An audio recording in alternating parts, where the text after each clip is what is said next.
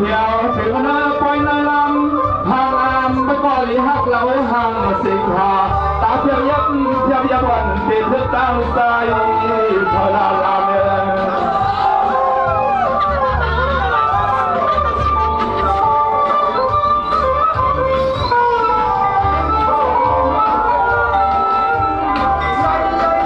ยามเมื่อมาอะไรหันหัวกันเลยยับเป็นกำเรียกคำน้องเอ๋ยนอเย็นเสียเวลาใจ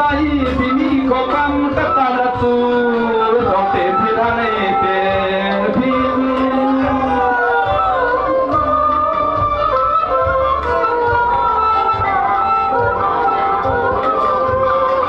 จังหวะน้องย้อนเปิ่มเบลเลี้ยวพี่ก็หลังบอกว่าความบอกมาความสามมาตัวนางรองนี่รู้สิอันเตอร์นางเขาลองรอจอลิบลิเนอร์ตาเอาปีนางไปไกลก็เอาไว้เปียงเมียงสู้ปล่อยอีกผมเตี๋ยนะเจ๊เตี๋ยเราอยู่นะที่ใช่ที่คนลำผมเตี๋ยนะแม่แต่เตี๋ยเราอยู่ก็เมื่อที่เลยแต่เวลาเตี๋ยเราอยู่นะยังไม่ตัวเดียวในน้ำน้ำสังเตอร์มันอับเสียงไงใจปีโป้ขยินโค้งมือในดินน้ำตาเกี่ยวกับนางห่างเราวันนุ่มเสียงน้องเสียวมือกว่าขึ้นหัวนอนหน้าจำเปิดปากขึ้นหัวนอนหน้าจำเลยนะ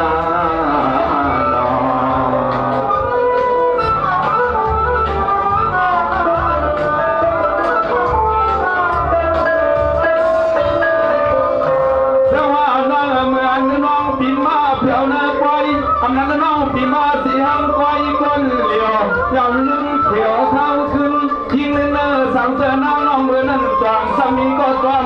ส่งเที่ยวหัดลุกมาตีนอนหน้าเสือขณะเชิงได้สั่งได้ปันได้ได้ตีห้ามหลายๆได้ขยุ่งหมดเลี้ยงหนาวอยู่เลย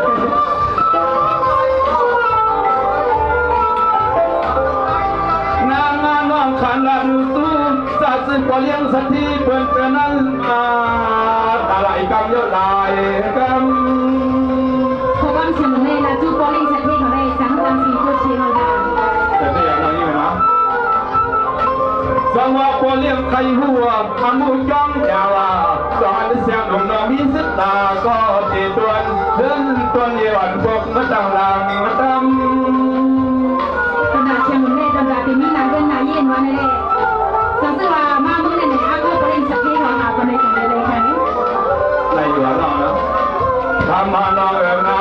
สังเกตมันเติมเมียงไอใจปีคนบอลเลี้ยงสักทีใครออกน้องมือเขาเห็นลูกเมย์เย้าสิเรนอนความตอนนึกความสิ่งคุยเตยข้างเตยกลางน้องตีสำคัญห่างแห้งนาคำสาเติมปีใจบอลเลี้ยงสักทีสุดเลยนะน้องทักสุดท้ายอยากทักทีเราเยอะนะ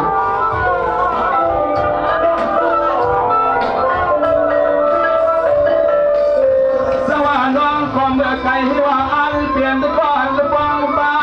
น้องก็ที่ว่าความมาลายเปลืองเสียงแหงเงินสูงนั่นลุงตีนอนปากขวานั้นมีผู้ใจ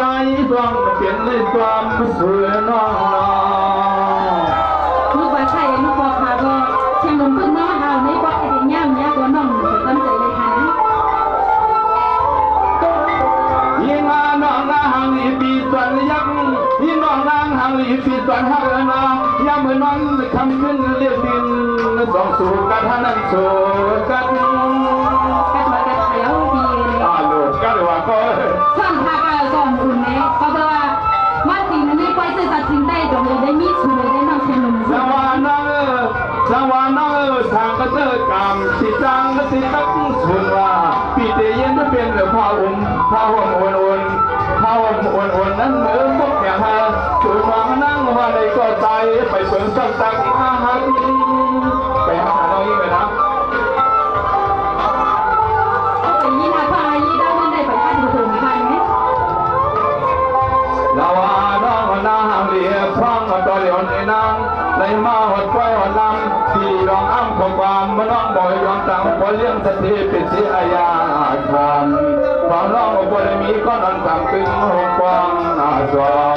ฝันก็เลี้ยงสเตียมเขาเลยตั้งไม่เมามอง ในพี่ใจมือเนี่ยในพี่เห็นผู้ดังตัวก็จะอยู่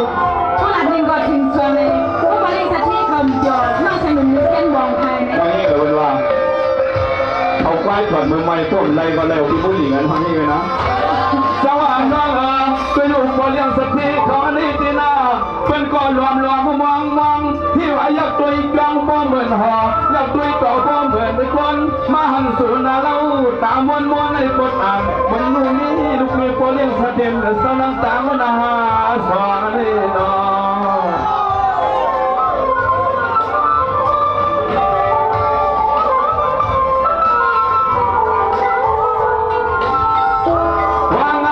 ในเป็นสิ่งลึกซึ้งในตนแต่ตนคอลิกคนนั้นทางเจอมันจะมียังไงใจที่พวกให้เมื่อลิ้นทวงมาผ่าอกน้องเต่าตัว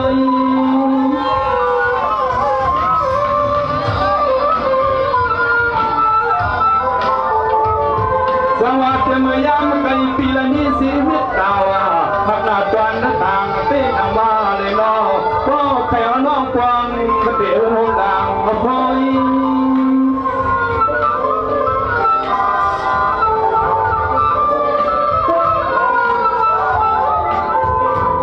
โอ้ยกันน้องสั่งเธอมันสั่งไปเรียนสั่งเธอมันสั่งเป็นในที่ในคืนนั้นคืน